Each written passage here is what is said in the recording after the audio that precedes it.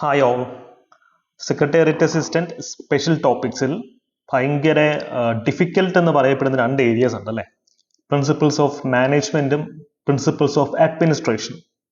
അപ്പൊ ഈ ടോപ്പിക്സ് ഒക്കെ നമ്മൾ ഇപ്പോഴേ പഠിച്ച് തുടങ്ങേണ്ട ആവശ്യമുണ്ടോ, അതോ പ്രിലിംസ് ഒക്കെ പാസ്സായിട്ട് പഠിച്ചാൽ മതിയോ? ഈ ടോപ്പിക്സ് കുറച്ചെങ്കിലും നമുക്ക് ഇപ്പോൾ ഒന്ന് പഠിച്ചു വയ്ക്കാം. കാര്യം ഇത് പഠിച്ചു കഴിയുമ്പോൾ ഒരു 5-10 മിനിറ്റ് നിങ്ങൾ ആഴ്ചയിൽ ചിലവാക്കിയാൽ മതി. പക്ഷേ മെയിൻസ് പരീക്ഷയിൽ ഇത്തരം ടോപ്പിക്സിൽ കുറച്ച് കാര്യങ്ങളൊക്കെ നമ്മളൊന്ന് പഠിച്ചു വെച്ച് കഴിയുമ്പോൾ നമ്മുടെ ഒരു സൈക്കോളജിക്കൽ ഇമ്പാക്ട് അതിന് വളരെ വലുതാണ്. യെസ്, വളരെ കുറച്ച് ആൾക്കാർ മാത്രമേ മെയിൻസിന്റെ എക്സ്ക്ലൂസീവ് ആയിട്ടുള്ള ഇത്തരം ടോപ്പിക്കുകൾ ഇപ്പം പഠിക്കുള്ളൂ. പക്ഷെ അത് പഠിച്ചു കഴിയുമ്പോൾ നമ്മുടെ എൻറ്റയർ എക്സാമിനോടുള്ള ഔട്ട്ലുക്ക് മാറും. കുറച്ച് കാര്യങ്ങൾ നമുക്ക് എക്സ്ട്രാ അറിയാം. അത് ഇൻഡ്യൂസ് ചെയ്യുന്നൊരു കോൺഫിഡൻസ് ഉണ്ടല്ലോ, അത് മറ്റ് സബ്ജക്റ്റുകൾ റിഫ്ലക്ട് ചെയ്യും. നമ്മുടെ പെർഫോമൻസും ആത്മവിശ്വാസവും നമ്മുടെ ഒരു ഗ്രിറ്റ് എന്ന് പറയുന്ന ക്വാളിറ്റിയും ഒക്കെ എൻഹാൻസ് ചെയ്ത് സഹായിക്കും. അതുകൊണ്ട് തന്നെ കുറച്ച് ഏരിയകൾ നിങ്ങൾ ഇപ്പോഴേ പഠിച്ചു തുടങ്ങുക. ഞങ്ങളുടെ ബാച്ചസിൽ അങ്ങനെ തന്നെയാണ്. മെയിൻസിന്റെ പല ടോപ്പിക്സും ഇപ്പോഴേ പഠിപ്പിച്ചു പോകുന്നുണ്ട്. ഇപ്പൊ യൂട്യൂബ് ക്ലാസ്സുകൾ കാണാൻ നിങ്ങൾ ശ്രദ്ധിക്കേണ്ടത്, മെയിൻസിന്റെ ഇത്തരം ടോപ്പിക്സ് ഇടുമ്പോൾ ഒരു 5-10 മിനിറ്റ് ചിലപ്പോൾ കാണുള്ളൂ. ആ 10 മിനിറ്റ് നിങ്ങൾ ആഴ്ചയിൽ ഒരിക്കലെങ്കിലും ആ ഒരു വീഡിയോ കാണാൻ ശ്രമിക്കുക. അത് നിങ്ങളുടെ പഠനത്തിന്റെ ഓവറോൾ നിലവാരത്തിനെ നല്ല രീതിയിൽ ബൂസ്റ്റ് ചെയ്യും. ഒരു സൈക്കോളജിക്കൽ ഇമ്പാക്ട് അവിടെ കാണും. നിങ്ങൾ പരീക്ഷിച്ച് നോക്കിയിട്ട് തീരുമാനിച്ചാൽ മതി. ഓക്കെ, അപ്പൊ ഇന്ന് നമ്മൾ ഡിസ്കസ് ചെയ്യുന്നത് അത്തരത്തിലുള്ള ടോപ്പിക്കാണ്. പ്രിൻസിപ്പിൾസ് ഓഫ് മാനേജ്മെന്റ് എന്നൊരു ടോപ്പിക് ഉണ്ട്. അതിൽ ഹെൻറി ഫൊയൽ എന്ന് പറയുന്ന വ്യക്തിയുടെ ഒരു 14 പ്രിൻസിപ്പിൾസ്, 14 മാനേജ്മെന്റ് തത്വങ്ങളാണ് നമ്മൾ ഡിസ്കസ് ചെയ്തുകൊണ്ടിരിക്കുന്നത്. പാർട്ട് 1 വീഡിയോ ഞാൻ ഈ വീഡിയോയുടെ അവസാനം പിൻ ചെയ്തേക്കാം. അതിൽ നമ്മൾ division of work, authority, discipline, unity of command, ഈ 4 കാര്യങ്ങൾ വളരെ വിശാലമായിട്ട് ചർച്ച ചെയ്തിട്ടുണ്ട്. നമ്മൾ ഇനി ഡിസ്കസ് ചെയ്യാൻ പോകുന്നത് മറ്റു കുറച്ച് കാര്യങ്ങളാണ്. ഈ ക്ലാസ് ജസ്റ്റ് ഇൻട്രൊഡക്ടറി ക്ലാസ് ആണ്.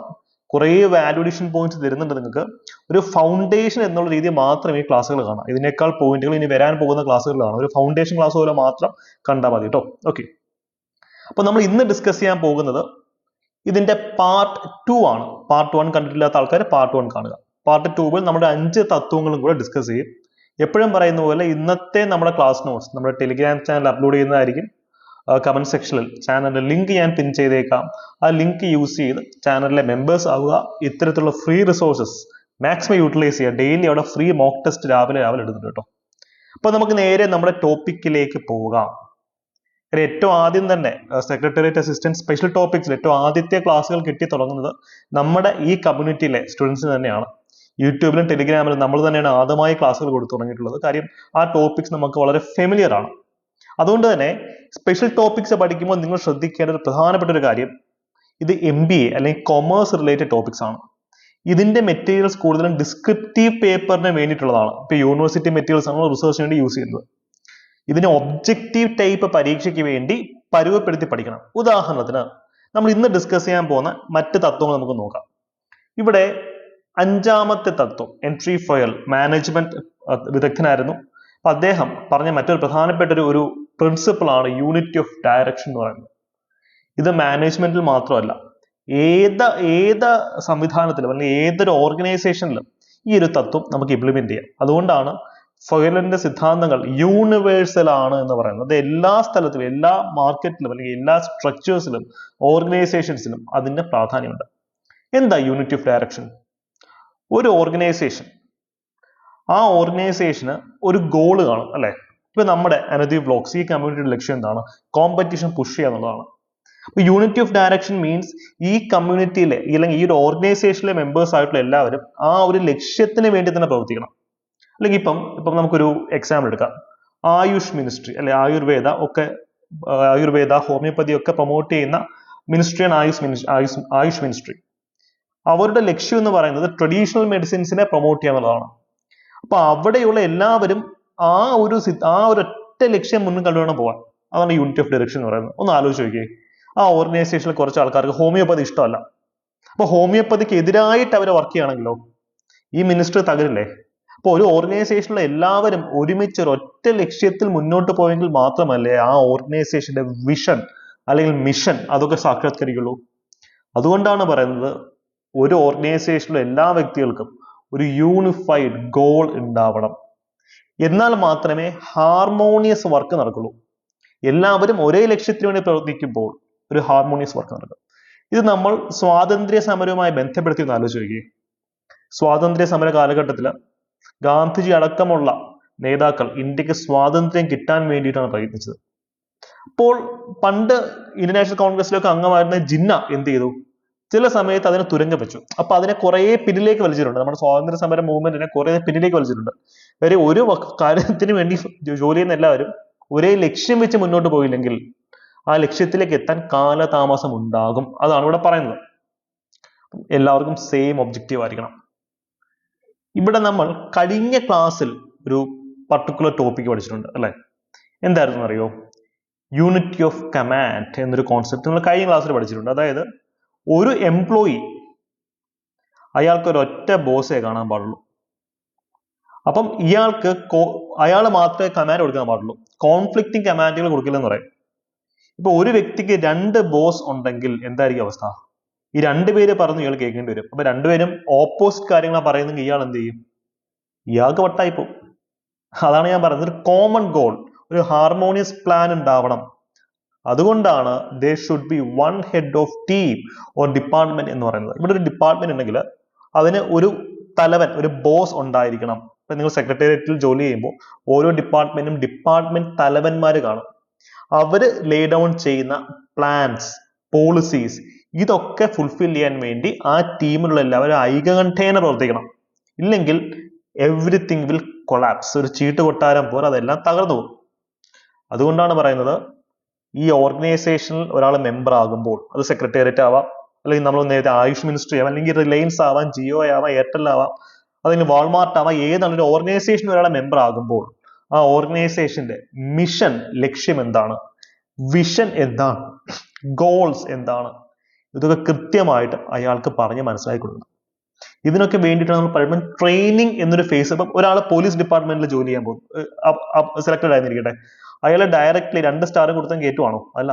ആദ്യമേ ട്രെയിനിങ് നൽകും. എന്നിട്ട് പോലീസ് ഡിപ്പാർട്ട്മെന്റിന്റെ വിഷൻ എന്താണ്, മിഷൻ എന്താണ്, മോട്ടോ എന്താണ്, അതിനെ പറഞ്ഞു കൊടുക്കും. അതിനുവേണ്ടി എങ്ങനെ വർക്ക് ചെയ്യണമെന്ന് അയാൾക്ക് ട്രെയിനിങ് കൊടുക്കും. എന്നിട്ട് മാത്രമേ യൂണിഫോം ഇട്ട് ഫീൽഡിൽ ഇറക്കത്തുള്ളൂ. അപ്പം ഒരു ക്ലിയർ അണ്ടർസ്റ്റാൻഡിങ് ഈ ഒരു കാര്യത്തിൽ എല്ലാവർക്കും വേണം. കാര്യം everything is about team work. ഒരു ടീം ഇല്ല എന്നുണ്ടെങ്കിൽ ഇത് ചെയ്യുന്നതിന് ബുദ്ധിമുട്ടാണ്. അപ്പൊ ഒരു ഒറ്റ വ്യക്തിക്ക് ഒരു പോലീസ് ഡിപ്പാർട്ട്മെന്റോ അല്ലെങ്കിൽ റവന്യൂ ഡിപ്പാർട്ട്മെന്റോ ഹാൻഡിൽ ചെയ്യാൻ പറ്റില്ല.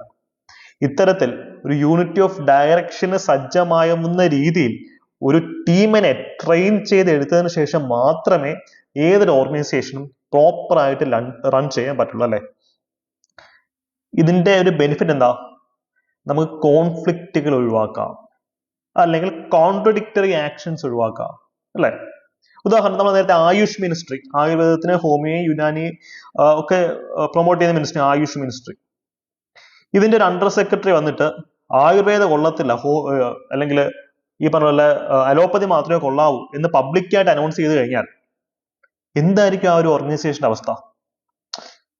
അല്ലെങ്കിൽ ഇയാൾ ആയുർവേദത്തിന്, അല്ലെങ്കിൽ ഇദ്ദേഹം ഹോമിയോപ്പതിക്ക് എതിരാന്നിരിക്കട്ടെ, ഇദ്ദേഹം ഹോമിയോപ്പതിക്ക് പ്രൊമോട്ട് ചെയ്യുന്ന ഒരു ഓർഗനൈസേഷൻ, അതിന്റെ തലപ്പത്ത് ഇരിക്കുന്ന ഒരാൾക്ക് ഹോമിയോപ്പതി ഇഷ്ടമല്ലെന്നുണ്ടെങ്കിൽ അയാൾ ഹോമിയോപ്പതിക്ക് എതിരായിട്ട് വർക്ക് ചെയ്യുവാണെങ്കിൽ എന്തായിരിക്കും അതിന്റെ അവസ്ഥ? യൂണിറ്റി ഓഫ് ഡയറക്ഷൻ അവിടെ തകരുകയാണ്. ഞാൻ ഈ പറഞ്ഞ വളരെ സില്ലി ആയിട്ടുള്ള എക്സാമ്പിൾസ് ആണ്, വലിയ ബുദ്ധിജീവി എക്സാമ്പിൾസ് അല്ല ഞാൻ പറയുന്നത്. ഈ സില്ലി എക്സാമ്പിൾസ് ആണ് എക്സാം ഹോളിൽ ഇരിക്കുമ്പോൾ നമുക്ക് യൂസ്ഫുൾ ആവുന്നത്. പലപ്പോഴും ഉത്തരത്തിലേക്ക് സീറോ ഇൻ ചെയ്യാൻ യൂസ്ഫുൾ ആവുന്നത് ഇത്തരം സില്ലി കൊളോക്കിയൽ ലോക്കൽ എക്സാമ്പിൾസ് ആണ്. കാര്യം നിങ്ങൾ ഇവിടെ എഴുതുന്നത് ഒരു ഒബ്ജക്റ്റീവ് പരീക്ഷയാണ്, ഡിസ്ക്രിപ്റ്റീവ് പരീക്ഷയല്ല. ഡിസ്ക്രിപ്റ്റീവ് എക്സാം ആണ് യൂണിറ്റി ഓഫ് ഡയറക്ഷൻ. നമുക്ക് ഈ പറഞ്ഞതുപോലെ ഫേസ്ബുക്കിന്റെ കേസ് സ്റ്റഡീസ് ഉണ്ട്, അതല്ലെങ്കിൽ ബിൽഗേറ്റ്സിന്റെ, മൈക്രോസോഫ്റ്റിന്റെ കേസ് സ്റ്റഡീസ് ഉണ്ട്.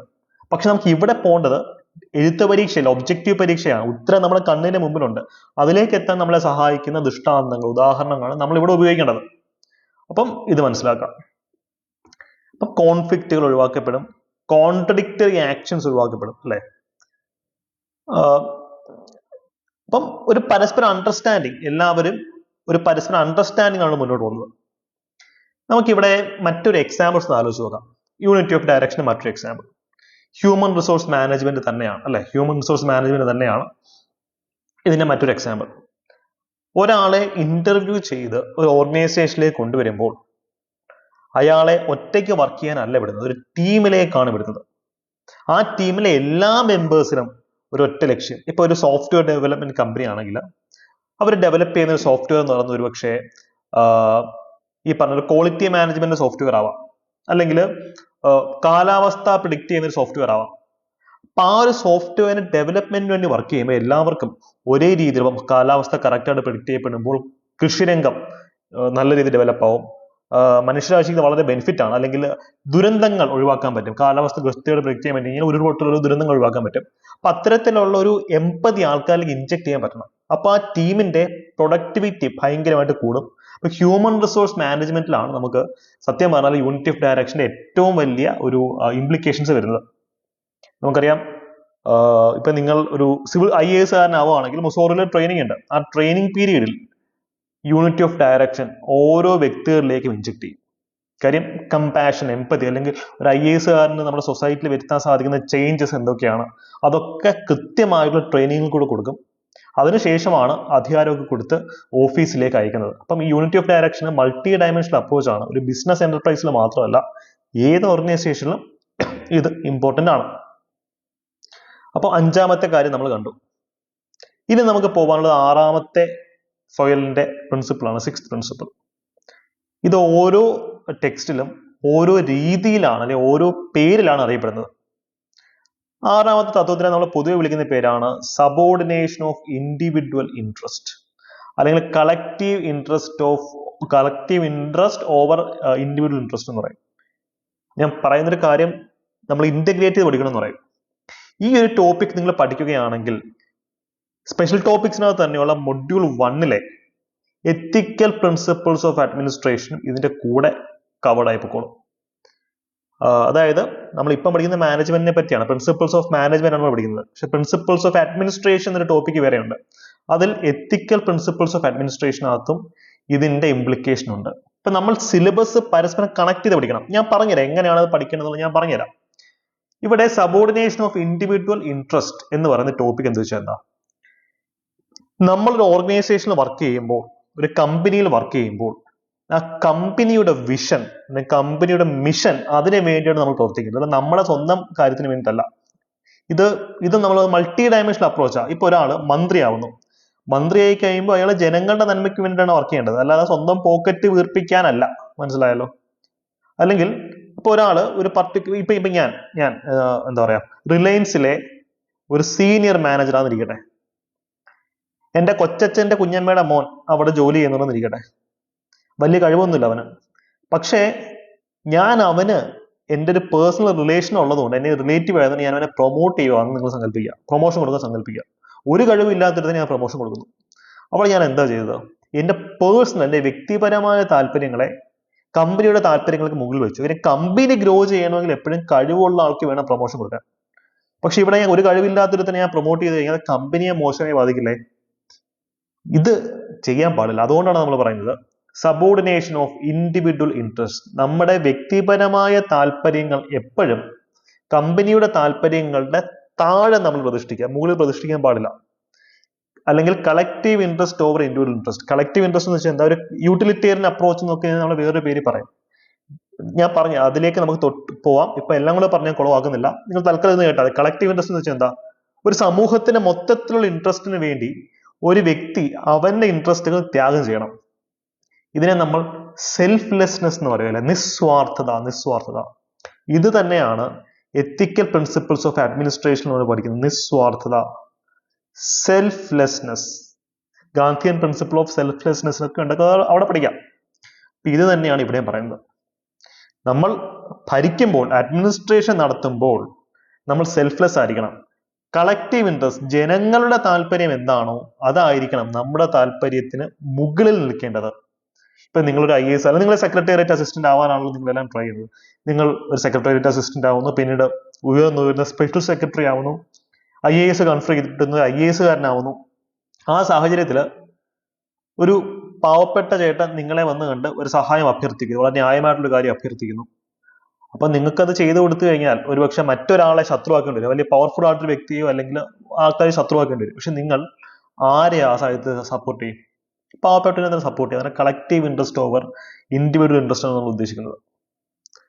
ഇതിന്റെ നമ്മൾ അല്ലെങ്കിൽ കോൺട്രാക്ട് കൊടുക്കുന്നു. ഇപ്പം നിങ്ങൾ PWDയിലെ ഒരു ഉദ്യോഗസ്ഥനാണെന്നില്ല, PWD ഉദ്യോഗസ്ഥനാണ്. ഒരു കോൺട്രാക്ട് വന്നിട്ട് പറയാണ്, അപ്പുറത്ത് പാലം പണിയാനായിട്ട് കോൺട്രാക്ട് എനിക്ക് തായോ, തന്നു കഴിഞ്ഞാൽ നിങ്ങൾക്ക് ഞാൻ 10 ലക്ഷം രൂപ കൈക്കൂലി തരാം. ഈ സാഹചര്യത്തിൽ സ്വന്തം ഇൻട്രസ്റ്റ്, സെൽഫ് ഇൻട്രസ്റ്റ് നോക്കുന്ന വ്യക്തിയാണെങ്കിൽ ആ 10 ലക്ഷം വാങ്ങിച്ച് പോക്കറ്റ് ഇട്ടിട്ട് കോൺട്രാക്ട് അയാൾ കൊടുക്കും. പക്ഷേ അയാൾ വളരെ മോശമായിട്ടായിരിക്കും പാലം പണിയുന്നത്, പാലം പൊളിയും, ആൾക്കാർ മരിക്കും. ഇതുകൊണ്ടാണ് നമ്മൾ പറയുന്നത് പ്രൊമോഷൻസ് അല്ലെങ്കിൽ കോൺട്രാക്ട്സ് അല്ലെങ്കിൽ ഏത് സാഹചര്യത്തിലും സബോർഡിനേഷൻ ആയിരിക്കണം നമ്മുടെ self ഇൻട്രസ്റ്റിന്.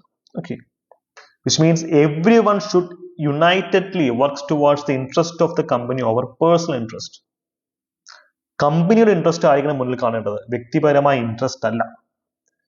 B subordinate to the mission of an organisation. ഓർഗനൈസേഷന്റെ മിഷന്റെ അതായിരിക്കണം ഇമ്പോർട്ടൻ്റ്, അല്ലാതെ നമ്മുടെ വ്യക്തിപരമായ താല്പര്യമായിരിക്കരുത്. ആ കമ്പനിയുടെ ഹോൾ ചെയിൻ ഓഫ് കമാൻഡിനെ ഇത് ഇൻഫ്ലുവൻസ് ചെയ്യും.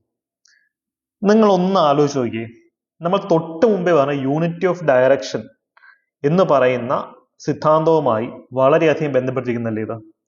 എല്ലാവരും കമ്പനിയുടെ വിഷൻ, മിഷൻ അത് മനസ്സിൽ കണ്ടുകൊണ്ട് അതിനുവേണ്ടി എല്ലാവരും പ്രവർത്തിക്കണം.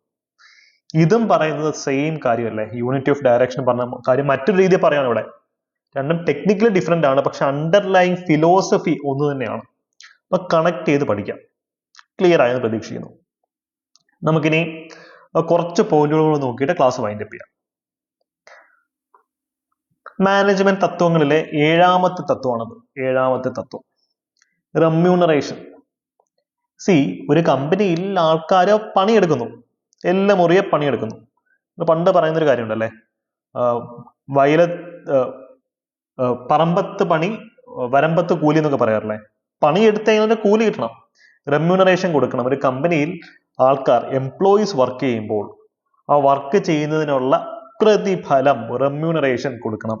എന്നാൽ മാത്രമേ വർക്കേഴ്സിന് മോട്ടിവേഷൻ കാണത്തുള്ളൂ. സ്വാഭാവികമാണ്.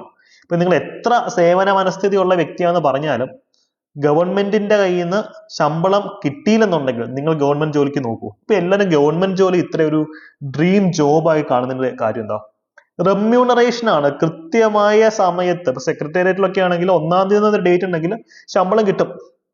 സെക്രട്ടേറിയറ്റിലാണ് ആദ്യമേ ശമ്പളം വീഴുന്ന ഡിപ്പാർട്ട്മെന്റ്സ് ഒന്നാണ് സെക്രട്ടേറിയറ്റ്. അപ്പൊ അതാണ് അതിന്റെ ഹൈലൈറ്റ്. അതാണ് നിങ്ങളെ തന്നെ മോട്ടിവേറ്റ് ചെയ്യുന്ന ഫാക്ടർ അതാണല്ലേ റെമ്യൂണറേഷൻ.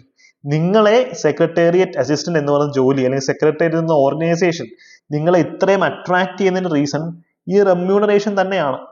നല്ല ശമ്പളമുണ്ട്, അത് കൃത്യമായിട്ടുള്ള സമയത്ത് കിട്ടുകയും ചെയ്യും. ആ മോട്ടിവേഷന്റെ പുറത്താണ് നിങ്ങൾ ഇന്ന് പഠിക്കുന്നത്. നമുക്ക് സേവന മനസ്ഥിതിയും കമ്പാഷനും എമ്പതിയും ഒക്കെ വേണം. പക്ഷെ ഇതില്ല എന്നുണ്ടെങ്കിൽ ആരെങ്കിലും ഇതിന് പഠിക്കൂ? ഇല്ല. So it motivates the workers of the company. ഇവിടെ ഈ റെമ്യൂണറേഷൻ, പ്രതിഫലം എന്ന് പറയുന്നതിന് 2 തലമുണ്ട്. മോണിറ്ററി ഉണ്ട്, നോൺ മോണിറ്ററി ഉണ്ട്. മോണിറ്ററി മീൻസ് ശമ്പളമായി തന്നെ കിട്ടണം. പക്ഷെ നോൺ മോണിറ്ററി റെമ്യൂണറേഷൻസ് ഉണ്ടല്ലേ. ഉദാഹരണത്തിന് ഇപ്പൊ നിങ്ങൾക്ക് സെക്രട്ടേറിയറ്റിൽ കിട്ടുവാണെങ്കിൽ ശമ്പളം കിട്ടും, അതാണ് monetary benefit. Non monetary remuneration എന്താണ്? നിങ്ങൾക്ക് സ്പെഷ്യൽ സെക്രട്ടറി ആവാം, അണ്ടർ സെക്രട്ടറി ആവാം, IAS വരെ ആവാം. കരിയർ അല്ലെങ്കിൽ ഭയങ്കര രീതിയിൽ കരിയർ ഗ്രോത്ത് ഉണ്ടാവും. അതും ഒരു type of non monetary remuneration തന്നെയാണ്. പിന്നെ വർക്ക് ലൈഫ് ബാലൻസ് അല്ലേ. ഇപ്പം പ്രൈവറ്റ് സെക്ടർ വിട്ടിട്ട് ഇപ്പം നമ്മുടെ ബാച്ചിലാണെങ്കിൽ പല ആൾക്കാരും പ്രൈവറ്റ് സെക്ടർ ഉപേക്ഷിച്ച് ഗവൺമെന്റ് ജോലിക്ക് വേണ്ടി ശ്രമിക്കുന്നുണ്ട്. അപ്പൊ ഞങ്ങൾ ചോദിക്കുന്ന ഒരു കാര്യം, നിങ്ങൾക്ക് അവിടെയല്ലേ ശമ്പളം കൂടുതൽ, പിന്നെ എന്തിനാ ഇങ്ങോട്ട് വരുന്നത്? ശമ്പളം മാത്രം പോരല്ലോ, ജീവിതം വേണ്ടതെന്നാണ് അവർ ചോദിക്കുന്നത്. എല്ലാ പ്രൈവറ്റ് സെക്ടറും ഇങ്ങനെ ആണെന്നല്ല പറയുന്നത്, അവരുടെ അനുഭവമാണ് ഞാൻ അവിടെ ഷെയർ ചെയ്യുന്നത്. ഇനി അവർക്കുള്ള വർക്ക് ലൈഫ് ബാലൻസ് ആണ് അവർ നോക്കുന്നത്, ഈ ഒരു റെമ്യൂണറേഷനാണ്. ഇവിടെ പ്രതിഫലം എന്ന് പറയുന്നത് പണം മാത്രമല്ല, അതാണ് നിങ്ങൾ മനസ്സിലാക്കേണ്ടത്. ഇത്തരം ഒരു ഓർഗനൈസേഷനിലേക്ക് എത്തുമ്പോൾ വർക്ക് ലൈഫ് ബാലൻസും വേണം. അത് മറ്റൊരു തരത്തിലുള്ള നോൺ മോണിറ്ററി റെമ്യൂണറേഷൻ ആണ്. ഡെവലപ്മെന്റ് ഓപ്പർച്യൂണിറ്റീസ്, ഗ്രോത്ത്, അല്ലെങ്കിൽ അവാർഡുകൾ കിട്ടുക അല്ലേ. ഇതൊക്കെ ഒരു വ്യക്തിയെ മോട്ടിവേറ്റ് ചെയ്യുന്ന ഫാക്ടേഴ്സ് ആണ് അല്ലേ. ഇതൊക്കെ ഒരു വ്യക്തിയെ മോട്ടിവേറ്റ് ചെയ്യുന്ന ഫാക്ടേഴ്സ് ആണ്. ഇപ്പൊ ഏതൊരു ഓർഗനൈസേഷൻ അവിടുത്തെ എംപ്ലോയീസിന് ഇതൊക്കെ കൊടുക്കാതിരുന്നു കഴിഞ്ഞാൽ അവരുടെ മോട്ടിവേഷൻ കുറയും, അവർ പണി കളഞ്ഞിട്ട് പോകും. അവർക്ക് ആ ഒരു ഓർഗനൈസേഷന് ലോയൽറ്റിയോ കമ്പാഷനോ ഒന്നും ഉണ്ടാവില്ല. അപ്പൊ അതാണ് റെമ്യൂണറേഷൻ എന്ന് പറയുന്ന കോൺസെപ്റ്റ് വരുന്നത്. നമുക്ക് എക്സാമിന് എങ്ങനെയൊക്കെയായിരിക്കും ചോദ്യങ്ങൾ വരിക? ഇപ്പം what are the components of remuneration, അതായിരിക്കും ചോദ്യം. അതിനകത്ത് മോണിറ്ററി, നോൺ മോണിറ്ററി. നമ്മുടെ മനസ്സിൽ ശമ്പളം എന്ന് വെച്ച് കഴിഞ്ഞാൽ, അല്ല പ്രതിഫലം എന്ന് വെച്ചാൽ ശമ്പളം എന്നുള്ള മീനിങ് മാത്രമല്ല, ശമ്പളം മാത്രമല്ല നോൺ മോണിറ്ററി ആയിട്ടുള്ള കാര്യങ്ങളും കാണും. അപ്പൊ ഇതും റെമ്യൂണറേഷന്റെ ഭാഗം തന്നെ. അപ്പം സ്റ്റേറ്റ്മെന്റ് ടൈപ്പ് ക്വസ്റ്റ്യൻസ് വന്നു കഴിഞ്ഞാൽ ഇത് അതിന്റെ ഭാഗമാണെന്ന് കാര്യം ഓർക്കാം. Okay, perfect. ഇനി നമുക്ക് 8ാമത്തെ പോയിന്റിലേക്ക് പോയാലോ. 8ാമത്തെ പോയിന്റ് നമ്മൾ യൂണിറ്റി ഓഫ് ഡിറക്ഷൻ കണ്ടു, ഇപ്പൊ റെമ്യൂണറേഷൻ ഒക്കെ കണ്ടു. എട്ടാമത്തെ പ്രധാനപ്പെട്ട പോയിന്റ് ആണ് സെൻട്രലൈസേഷൻ, കേന്ദ്രീകരണം എന്ന് പറയാം അല്ലെ. കേന്ദ്രീകരണം. എന്താ സെൻട്രലൈസേഷൻ എന്ന് ഉദ്ദേശിക്കുന്നത്? നിങ്ങൾ പോലീസ് ഡിപ്പാർട്ട്മെന്റ് എടുക്കാം. മേലിൽ ഒരു DGP ഉണ്ട്, താഴെ ADGP, പിന്നെ IG, DIG, SP, താഴെ DYSP, സർക്കിൾ, സബ് ഇൻസ്പെക്ടർ, പിന്നെ സീനിയർ CPO, CPO, അങ്ങനെയാണ് പോകുന്നത്. ഒരു ഓർഗനൈസേഷൻ സ്ട്രക്ചർ ഉണ്ട്. ഇവിടെ പ്രധാനപ്പെട്ട ഡിസിഷൻ എല്ലാം എടുക്കുന്ന ആരാ? DGP ആയിരിക്കും. അപ്പൊ അദ്ദേഹം പറയുന്ന അനുസരിച്ചിട്ടാണ് ആ ഡിപ്പാർട്ട്മെന്റ് വർക്ക് ചെയ്യുന്നത്. സോ സെൻട്രലൈസേഷൻ മീൻസ് ഒരു ടോപ്പ് ടു ബോട്ടം അപ്രോച്ച് ആണ്. പ്രധാനപ്പെട്ട തീരുമാനങ്ങളെല്ലാം സെൻട്രൽ ലെവൽ എടുത്തിട്ട് താഴേക്ക് അതിന്റെ ഇൻഫർമേഷൻ പാസ് ചെയ്യും, താഴെയുള്ള ആൾക്കാർ അത് ചെയ്യണം. Which means concentration of power in the hands of the authority. അധികാര കേന്ദ്രീകരണം എന്ന് പറയും അല്ലെ. പക്ഷെ ഇത് സ്ട്രിക്റ്റ് ആയിട്ട് നമ്മൾ ഇംപ്ലിമെന്റ് ചെയ്യാൻ തുടങ്ങിയ എന്തായിരിക്കും അവസ്ഥ? ഒരു സ്ട്രിക്റ്റ് സെൻട്രലൈസേഷൻ ശരിയാവോ? ഇല്ല. അതുകൊണ്ടാണ് പറയുന്നത് ഇന്നത്തെ ഒരു ഓർഗനൈസേഷൻ സെറ്റപ്പിൽ ഇത് 100% പെർഫെക്റ്റ് ആയിട്ട് ചെയ്യാൻ ഒക്കത്തില്ല, 100% പെർഫെക്റ്റ് ആയിട്ട് ചെയ്യാൻ ഒക്കത്തില്ല. അപ്പൊ ഇത് വലിയ വലിയ ഓർഗനൈസേഷൻസ് ഇമ്പോസിബിൾ ആണ്. ഇപ്പൊ ഒരു 10 പേരുള്ള ഒരു ഓർഗനൈസേഷൻ ആണെന്നിരിക്കട്ടെ, അവിടെ ഇത് നടക്കും. പക്ഷെ ഒരു 1000-ഓ 10,000-ഓ 1 കോടിയോ ആൾക്കാരുള്ള ഓർഗനൈസേഷൻ ആണെങ്കിലോ അവിടെ ഈ സെൻട്രലൈസേഷൻ നടക്കില്ല, അവിടെ ഡീസെൻട്രലൈസേഷൻ കുറച്ചു. അപ്പൊ ഇതൊരു ബാലൻസ് ആണ്. സെൻട്രലൈസേഷൻ എന്ന് പറയുന്നെങ്കിലും സെൻട്രലൈസേഷന്റെയും ഡീസെൻട്രലൈസേഷൻ, അധികാര വികേന്ദ്രീകരണത്തിന്റെ ഒരു ബാലൻസിലാണ് ഒരു ഓർഗനൈസേഷൻ വർക്ക് ചെയ്യുന്നത്. നമുക്ക് പോലീസ് ഡിപ്പാർട്ട്മെന്റ് തന്നെ എടുക്കാം. ഇപ്പൊ സബ് ഇൻസ്പെക്ടർ, അദ്ദേഹത്തിനും അദ്ദേഹത്തിൻ്റെതായ തീരുമാനം എടുക്കാനുള്ള അവകാശങ്ങളും ജൂറിസ്ഡിക്ഷനും കാര്യങ്ങളൊക്കെ ഉണ്ട്. അത് എല്ലാ കാര്യത്തിലും അദ്ദേഹം DGP എടുത്ത് പോയി ചോദിക്കുക, സാറേ ഞാൻ എന്ത് ചെയ്യണം, എന്തെങ്കിലും ചോദിക്കും. ഇല്ല, അദ്ദേഹത്തിന് ഡിസിഷൻ എടുക്കാം. അപ്പൊ അവിടെ ഒരു സർട്ടൻ ലെവൽ ഓഫ് ഡീസെൻട്രലൈസേഷൻ ഉണ്ട്. കുറച്ച് കാര്യങ്ങൾക്ക് അദ്ദേഹത്തിന് സ്വന്തമായി ഡിസിഷൻ എടുക്കാനുള്ള വിവേചനാധികാരം, ഡിസ്ക്രിപ്ഷണറി പവർ ഉണ്ട് അല്ലെ. അപ്പൊ അതാണ് ഞാൻ പറയുന്നത്, സെൻട്രലൈസേഷൻ എന്നാണ് ഇവിടെ പറയുന്നതെങ്കിലും നമുക്ക് വേണ്ടത് സെൻട്രലൈസേഷന്റെയും ഡീസെൻട്രലൈസേഷന്റെയും ഒരു ബാലൻസ് ആണ്. ഒരു ഓർഗനൈസേഷനും 100% സെൻട്രലൈസ്ഡ് ആയിട്ട് വർക്ക് ചെയ്യാൻ ഒക്കത്തില്ല. അതുപോലെ തന്നെ 100% ഡീസെൻട്രലൈസേഷനും പോസിബിൾ അല്ല. നമുക്ക് രണ്ടിന്റെ ഒരു ബാലൻസ് വേണം. ഒരു ഓർഗനൈസേഷൻ ഗ്രോ ചെയ്യുന്നതനുസരിച്ചിട്ട് അതിന്റെ സ്ട്രക്ചർ അനുസരിച്ച് ഇത് അങ്ങോട്ടും ഇങ്ങോട്ടും മാറിക്കൊണ്ടിരിക്കും. ഞാൻ നമ്മുടെ ഇന്ത്യൻ ഹിസ്റ്ററി എന്നൊരു ഉദാഹരണം നിങ്ങൾക്ക് പറഞ്ഞുതരാം. ഇന്ത്യൻ ഹിസ്റ്ററി നമ്മൾ സ്പെഷ്യൽ ടോപ്പിക്സ് പഠിക്കുമ്പോൾ നമുക്ക് അറിയാവുന്ന ഏരിയകളുമായി ബന്ധപ്പെടുത്തി പഠിച്ചെങ്കിൽ ഈസിയാണ്. നമുക്ക് ഹോം റൂൾ ലീഗ് പഠിക്കാനുണ്ട്. ഹോം റൂൾ ലീഗ് അല്ലെ, ഹോം റൂൾ ലീഗ്. ഇത് ബാലഗംഗാധർ തിലകനും ഉണ്ട്, ആനി ബെസന്റിനും ഉണ്ട്. 2 പേരാണ് ഹോം റൂൾ ലീഗ് സ്റ്റാർട്ട് ചെയ്തത്. ബാലഗംഗാധർ തിലകന്റെ ഹോം റൂൾ ലീഗ് എന്ന് പറയുന്നത് കുറച്ചും കൂടെ സെൻട്രലൈസ്ഡ് ആയിരുന്നു. ആനി ബെസന്റിന്റെ ഹോം റൂൾ ലീഗ് കുറച്ചും കൂടെ ഡീസെൻട്രലൈസ്ഡ് ആയിരുന്നു. കാര്യം ആൾക്കാരുടെ എണ്ണം കൂടുതൽ എവിടെ ആയിരുന്നു? ആനി ബെസന്റിന്റെ ഹോം റൂൾ ലീഗിലാണ്. ആൾക്കാരുടെ എണ്ണം കൂടി കഴിഞ്ഞാൽ നമുക്ക് എല്ലാം കൂടെ ഒരാൾക്ക് ഇങ്ങനെ പിടിച്ചു വെച്ചോണ്ടിരിക്കാൻ ഒക്കത്തില്ല. അത് ഡീസെൻട്രലൈസ്ഡ് ആയിട്ട് മാറണം. അതുപോലെ തന്നെ ഇതിന്റെ കേസ് സെൻട്രലൈസ്ഡ് ആണ്. ഇതാണ് ഞാൻ പറയുന്നത്. ബാലഗംഗാധർ തിലകന്റെ കുറച്ച് ഏരിയ മാത്രമേ പറയൂ. നമുക്കറിയാം സൗത്തിന്റെ അടയാറിലൊക്കെ ഉള്ളത് ആനി ബെസന്റിന്റെ ഡീസെൻട്രലൈസ്ഡ് ഹോം റൂൾ ലീഗ് ആയിരുന്നു. അതുകൊണ്ടാണ് കൂടുതൽ സ്ഥലത്തേക്ക് സ്പ്രെഡ് ആയതും. ബാലഗംഗാധർ തിലകനെ കുറെ കൂടെ സെൻട്രലൈസ്ഡ് ആയതുകൊണ്ട് അത് അധിക സ്ഥലത്തേക്ക് സ്പ്രെഡ് ആയിട്ടില്ല. അപ്പൊ നമ്മൾ ചരിത്രവുമായി അല്ലെങ്കിൽ എക്കണോമിക്സ് ഒക്കെ ആയിട്ട് ഇതിനെ ബന്ധപ്പെടുത്തി നിങ്ങൾ പഠിക്കുക. സെൻട്രലൈസേഷന്റെ കേസ് അതാണ്. ഞാൻ പറയുന്ന ഒരു ഐഡിയ കംപ്ലീറ്റ് ആയിട്ട് നിങ്ങളിലേക്ക് എത്തിയെന്ന് പ്രതീക്ഷിക്കുന്നുണ്ട്. അപ്പൊ നിങ്ങൾ ഡൗട്ട്സ് ഉണ്ടെങ്കിൽ നിങ്ങൾ ചോദിച്ചാൽ മതി, കമന്റ് സെക്ഷനിൽ ചോദിച്ചാൽ മതി. അടുത്ത ഒരു ടോപ്പിക് കൂടെ പറഞ്ഞിട്ട് നമുക്ക് ഇന്നത്തെ ക്ലാസ് വൈൻഡ് അപ്പ് ചെയ്യാം. 5ാമതൊരു പോയിന്റ് ആണ്. ഇതൊക്കെ നമുക്ക് എക്സാമിന് വരാൻ വളരെയധികം സാധ്യതയുള്ള area. Scalar chain. Scalar chain എന്താണ് സ്കെയിലാർ ചെയിൻ എന്ന് വെച്ച് കഴിഞ്ഞാൽ? അത് നമ്മൾ ചെയിൻ ഓഫ് കമാൻഡ് എന്നൊക്കെ പറയില്ലേ, ഒരു ഓർഡർ അല്ലെങ്കിൽ ഉത്തരവ് വരുന്ന ഒരു ചെയിൻ ഉണ്ട്. അത് വളരെ ഇമ്പോർട്ടൻ്റ് ആണ്. സ്കെയിലാർ ചെയിൻ എന്ന് വെച്ച് കഴിഞ്ഞാൽ it's a clear chain of communication between employees and their superiors. നമ്മൾ നേരത്തെ 2 പോയിന്റ് പഠിച്ചിട്ടുണ്ട്. ഇതെല്ലാം മറ്റ് പോയിന്റുകളുമായി ലിങ്ക് ചെയ്ത് പഠിക്കാം. എന്താണ്? യൂണിറ്റി ഓഫ് ഡയറക്ഷനും കണ്ടു, യൂണിറ്റി ഓഫ് കമാൻഡും കണ്ടു. ഇത് രണ്ടും പറയുന്നത് എന്താ? എല്ലാവർക്കും ഒരു ഒറ്റ ലക്ഷ്യം, ഒറ്റ കാര്യം, ഒറ്റ സംഭവം, അതിലേക്ക് തന്നെ ഫോക്കസ് ചെയ്തുകൊണ്ട് എല്ലാവരും മുന്നോട്ട് പോകാനെന്നാണ് പറയുന്നത്. യൂണിറ്റി ഓഫ് ഡിറക്ഷൻ എന്ന് പറയുന്നൊരു കാര്യം, ഒരാൾക്കൊരു ഒറ്റ ബോസ്, ഒറ്റ മുതലാളിയെ പാടുള്ളൂ. ഒന്നിൽ കൂടുതൽ ആൾക്കാരായാൽ കോൺട്രഡിക്ടറി കമാൻഡ് പോവും, അവർക്ക് ഫുൾഫിൽ ചെയ്യാൻ പറ്റാതെ വരും. So there should be a clear chain of command between employees and superiors. ഇതിനെ കുറച്ചും കൂടെ ക്ലിയർ ആയിട്ട് പറയുകയാണെങ്കിൽ, ഇപ്പം നിങ്ങൾ ഒരു കമ്പനിയിൽ വർക്ക് ചെയ്യുക, കമ്പനിയിൽ CEO ഉണ്ട്, താഴെ ചിലപ്പോൾ CFO കാണും, അല്ലെങ്കിൽ മാനേജേഴ്സ് കാണും, ജൂനിയർ മാനേജേഴ്സ് കാണും, പിന്നെ നിങ്ങളും കാണും, അല്ലേ? അപ്പൊ നിങ്ങൾക്കൊരു പ്രശ്നം ഉണ്ടെങ്കിൽ നിങ്ങൾ ഇത് CEO എടുത്ത് പറയൂ, ഡയറക്റ്റ്ലി അദ്ദേഹത്തെ അപ്രോച്ച് ചെയ്യാൻ പറ്റുമോ? ഡയറക്റ്റ് റിപ്പോർട്ടിംഗ് പോസിബിൾ ആണോ? നോ. നിങ്ങളുടെ തൊട്ട് മുകളിലുള്ള സീനിയർ എടുത്ത് വേണം പറയാം, ജൂനിയർ മാനേജർ എടുത്ത് വേണം പറയാം. ഇനി നിങ്ങൾക്കൊരു പ്രശ്നം ഉണ്ടെങ്കിൽ, നിങ്ങൾക്ക് ഒരു അഭിപ്രായം ഉണ്ടെങ്കിൽ നിങ്ങൾ ഉടനെ CFOയെ കയറി പറയൂ, അദ്ദേഹത്തിനെ പോയി കണ്ട് സംസാരിക്കാൻ പറ്റുമോ? ഇല്ല.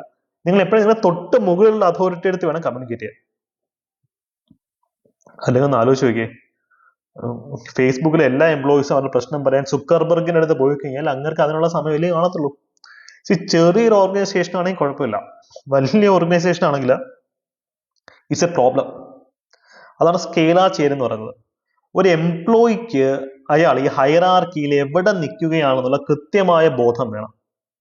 അതുപോലെ തന്നെ ഒരു കാര്യം, ഒരു പ്രശ്നമുണ്ട് അല്ലെങ്കിൽ ഒരു കമ്മ്യൂണിക്കേഷൻ നടത്തണമെങ്കിൽ ആരാണ് അദ്ദേഹത്തിന്റെ ഇമ്മീഡിയറ്റ് സീനിയർ എന്നുള്ള കാര്യം അദ്ദേഹത്തിന് അറിയാതിരിക്കണം. അപ്പൊ ഇയാളുമായിട്ട് മാത്രമേ കോണ്ടാക്ട് ചെയ്യാവൂ. ഇതിനൊക്കെ എക്സെപ്ഷൻസ് ഉണ്ട്, വിസിൽ ബ്ലോവർ ആക്ടൊക്കെ കാര്യങ്ങളൊക്കെ ഉണ്ട്. നമ്മൾ അങ്ങോട്ട് പോകുന്നില്ല. തൽക്കാലം ഒരു ഫൗണ്ടേഷൻ ക്ലാസ് പോലെ മാത്രം കേട്ടാൽ അത് ഡീപ്പായിട്ടുള്ള ക്ലാസ്സുകൾ പിന്നെ തരാം. ഒരു എംപ്ലോയിക്ക് അദ്ദേഹത്തിന് ഇമ്മീഡിയറ്റ് സീനിയർ ആരാണെന്നുള്ള ബോധം വേണം, അദ്ദേഹമായിട്ട് വേണം കാര്യങ്ങൾ കമ്മ്യൂണിക്കേറ്റ് ചെയ്യാൻ. അപ്പൊ ഇതിനൊരു സൂത്രപ്പണി ഫ്രെഡ് ഓയിൽ തന്നെ പറഞ്ഞിട്ടുണ്ട്. അദ്ദേഹം പറഞ്ഞൊരു കാര്യമാണ്, എല്ലാ ഓർഗനൈസേഷനും ഒരു ഓർഗനൈസേഷണൽ ചാർട്ട് വേണം.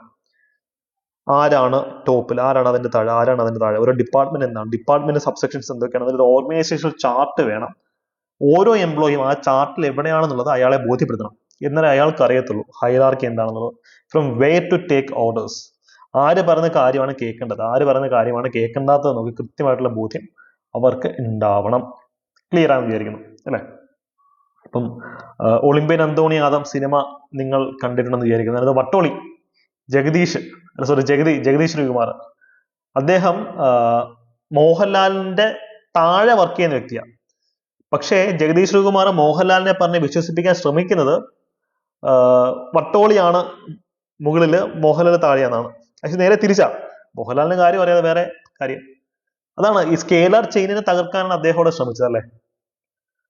അപ്പം അത്തരത്തിലുള്ള എക്സാമ്പിൾസ് യൂസ് ചെയ്യാം കേട്ടോ. ഇപ്പൊ സ്കെയിലർ ചെയിൻ മറക്കില്ല, വട്ടോളി ആലോചിച്ചാൽ മതി, സ്കെയിലർ ചെയിൻ മറക്കില്ല. ഇങ്ങനെ കുറച്ചെങ്കിലും സ്പെഷ്യൽ ടോപ്പിക്സ് പഠിച്ചു പോവുക. കാര്യം ഹൈ കോമ്പറ്റീഷൻ ആണ്. ഈ കോമ്പറ്റീഷനെ ബീറ്റ് ചെയ്യാനുള്ള മാർഗം എന്ന് പറയുന്നത് നമ്മൾ പ്രോപ്പറായിട്ട് ഒരു സ്ട്രാറ്റജിക് സ്റ്റഡി പ്ലാനിൽ മുന്നോട്ട് പോകുക എന്നുള്ളത് മാത്രമാണ്. അത് നിങ്ങൾക്കൊരു അഫോർഡബിൾ ബാച്ച് ആവശ്യമുണ്ടെങ്കിൽ ഞങ്ങളുടെ സെക്രട്ടേറിയറ്റ് അസിസ്റ്റന്റ് ബാച്ച് ചൂസ് ചെയ്യാം. സബ് ഇൻസ്പെക്ടർ എല്ലാ പരീക്ഷയ്ക്കുള്ള അഫോർഡബിൾ ബാച്ചസ് ഞങ്ങൾ റൺ ചെയ്യുന്നുണ്ട്. ക്വാളിറ്റിയിൽ ഒരു കോംപ്രമൈസും ഇല്ല, ഫീസ് മാത്രമേ കുറച്ച് കുറവുള്ളൂ. ക്വാളിറ്റി ഓഫ് ക്ലാസ്സിന് ഒരു കോംപ്രമൈസും ഇല്ല. അപ്പോൾ കമന്റ് സെക്ഷനിൽ നമ്പറിൽ കോൺടാക്ട് ചെയ്യണം, നിങ്ങൾക്ക് കൂടുതൽ ഡീറ്റെയിൽസ് കിട്ടും. ഇപ്പോൾ ക്ലാസ്സിനെ പറ്റിയുള്ള കൂടുതൽ ഇൻഫർമേഷൻസ് പറയാം. നിങ്ങൾ പറയാം എന്ത് വേണം. ഇപ്പോൾ സ്പെഷ്യൽ ടോപ്പിക്സിന്റെ ക്ലാസ് ആണോ നിങ്ങൾക്ക് യൂട്യൂബിൽ കൂടുതൽ വേണ്ടത്, അതോ പ്രിലിംസ് ബേസ്ഡ് ക്ലാസ് ആണോ, അതോ മറ്റേതെങ്കിലും പർട്ടിക്കുലർ ടോപ്പിക്സ് ആണോ എന്നുള്ള കാര്യം കമന്റ് സെക്ഷനിൽ ഒന്ന് പറയൂ കേട്ടോ. അപ്പോൾ എനിക്കും കറക്റ്റ് ഒന്ന് അറിയാൻ പറ്റും എന്താണ് നിങ്ങളുടെ അവസ്ഥ എന്നുള്ളത്. അപ്പോൾ ഓൾ ദി ബെസ്റ്റ്, അടുത്ത ക്ലാസ് കാണാം. Thank you, by.